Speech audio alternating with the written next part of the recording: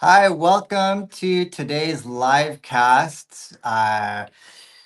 Would like to welcome all of you who are joining. And today we're going to be answering questions and we're going to be talking about a topic. And you can go ahead and post your comments as well. And I will do my best to try to answer them. Um, so today we have a very interesting topic about the latest Supreme Court ruling. And we're going to be talking about that and then also answering some questions. When you come on, please go ahead and let us know where you're from. And I like to see where people are from all over the country.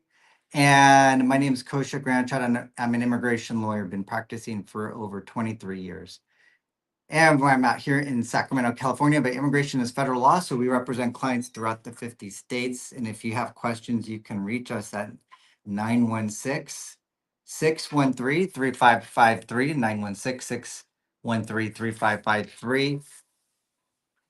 All right, well, let's jump on into it. First, what we're going to be talking about today is the Supreme Court ruling. This is a very important ruling on where Trump has invoked an act that bypasses what's called due process in certain situations, which means that you got to go through the normal process of having a hearing before a judge and going and having the time to be able to have that hearing. So what the Supreme Court did is it uh, blocked Trump trying to uh, automatically deport a number of Venezuelans to El Salvador. And this ruling was specifically stating that they didn't have enough time to be able to come up with a legal defense, for instance, habeas corpus. So the Trump administration used it is called the Alien Enemies Act. Now, this is usually used in a time of war. For instance, the last time this was used was during Pearl Harbor, where there was actually an enemy invasion. So that's the last time that Alien Enemies Act was actually used.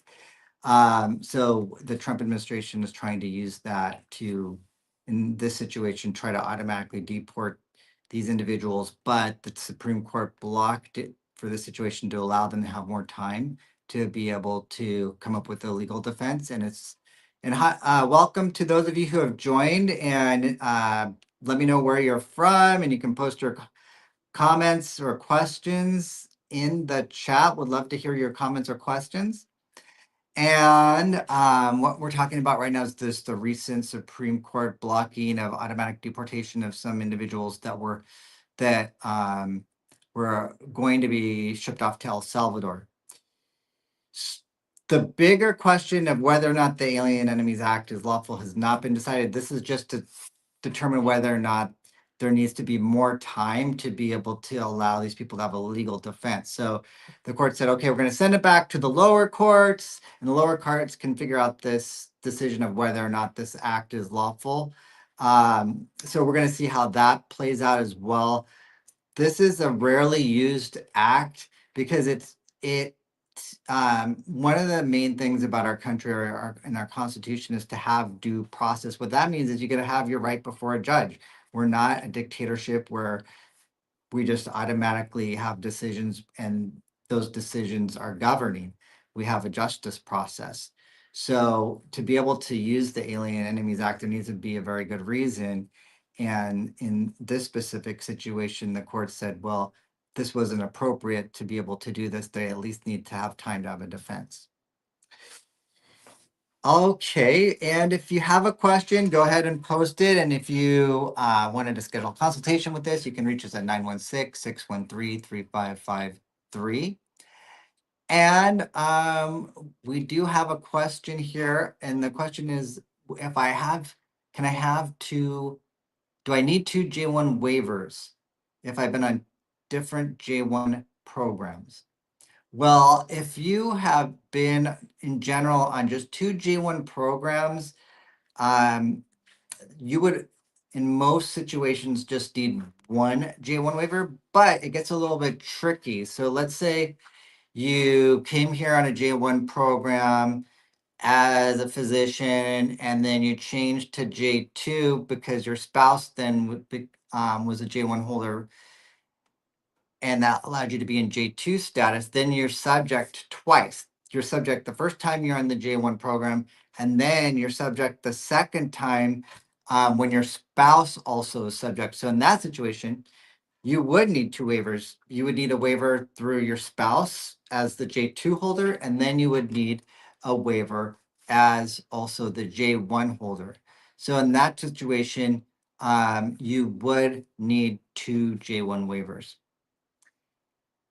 And if you have any more questions, please go ahead and post the comments below. Would love to hear your questions, your comments. Would love to hear what you think about the recent Supreme Court ruling.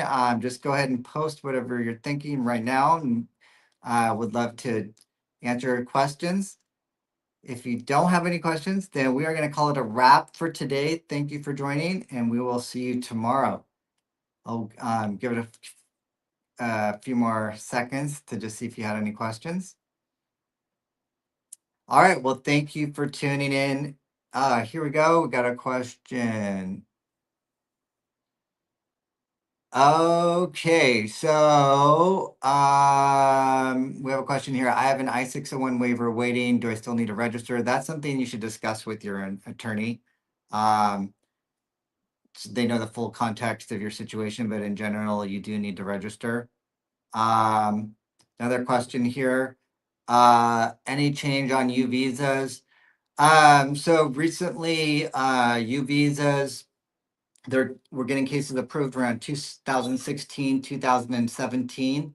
So we're seeing about 8.5 years for U visas to get approved. The bona fides, people are reporting them getting approved very quickly. One person reported on our channel that they got one in 2025, but that to a few years. So that's what we're seeing with U visas. All right. Well, thank you for those questions. Okay, so I hope I answered your question, Moby. Another option as well to consider besides a U visa is a T visa. That's for trafficking, but trafficking can be, it's not just straight, there's different interpretations of trafficking. So for instance, there could be trafficking through employment, where it's not just straight trafficking where you're trafficked across the border, but if you were coerced, if there are other different factors that led to your employment, you may qualify for a T visa. We do very extensive consultations on that. Also domestic violence situations, you might be eligible also for a VAWA or a T visa as well. Okay. Thank you for tuning in, and I'll just give it a few more seconds to see if we have any other questions, but otherwise we will call it a wrap for today and be on tomorrow. All right. Thank you, everybody. And bye for now.